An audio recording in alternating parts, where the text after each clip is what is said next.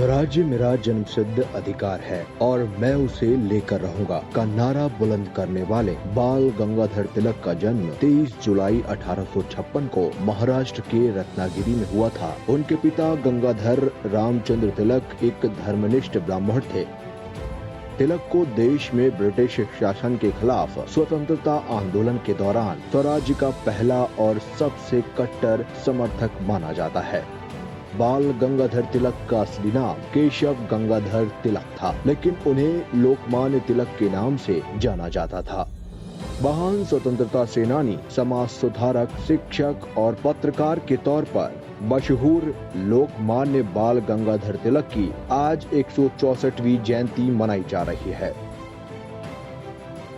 बाल गंगाधर तिलक ने साल 1877 में पुणे के डेक्कन कॉलेज से आर्ट से गणित में फर्स्ट क्लास बैचलर डिग्री प्राप्त की थी। उन्होंने LLB पाठ्यक्रम में शामिल होने के लिए पोस्ट ग्रेजुएशन कोर्स को बीच में ही छोड़ दिया और 1889 में उन्होंने LLB की डिग्री प्राप्त की। साल 1884 में गवर्नमेंट लॉ कॉलेज में तिलक ने अपने दोस्तों के साथ मिलकर भारत के युवाओं को राष्ट्रवादी विचारों से रूबरू कराने के लिए डेक्कन एजुकेशन सोसाइटी की स्थापना की थी। घर वाले और उनके प्रियजन चाहते थे कि तिलक वकालत करने के बाद धन कमाएंगे और वंश के गौरव को आगे बढ़ाएंगे, लेकिन तिलक ने शुरुआत से ही जनता की सेवा का व्रत धारण कर लिया था।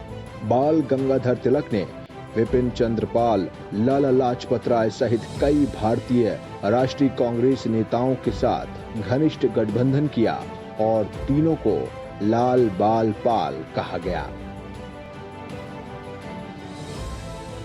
साल था 1890। लोकमान्य तिलक कांग्रेस पार्टी में शामिल हो गए।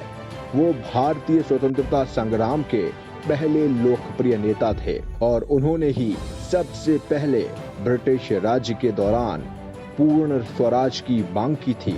लोकमान्य तिलक के क्रांतिकारी कदमों से ब्रिटिश हुकूमत बौखला गई और उन पर राष्ट्रद्रोह का मुकदमा चलाकर 6 साल के लिए देश निकाले की सजा दी और बर्मा की मांडले जेल भेज दिया गया।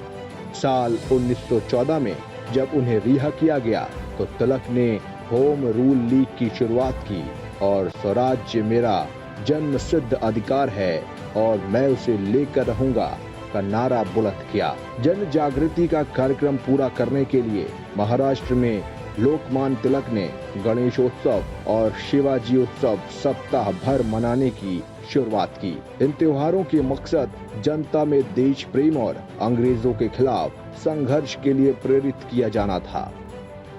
तिलक ने मराठी भाषा में मराठा दर्पण और केसरी नाम से 2 दैनिक समाचार पत्रों की शुरुआत भी की, जो जनता के बीच काफी लोकप्रिय हुआ।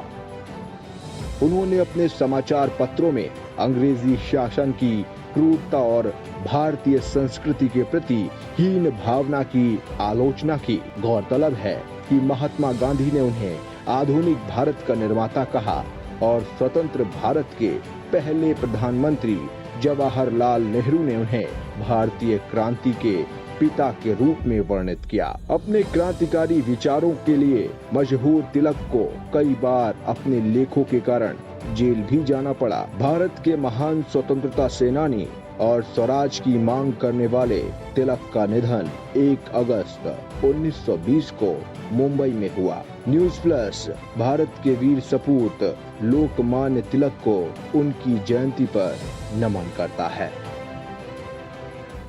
लेटेस्ट खबरों से जुड़े रहने के लिए हमारे चैनल को सब्सक्राइब करें और बेल आइकन को प्रेस करना ना भूलें।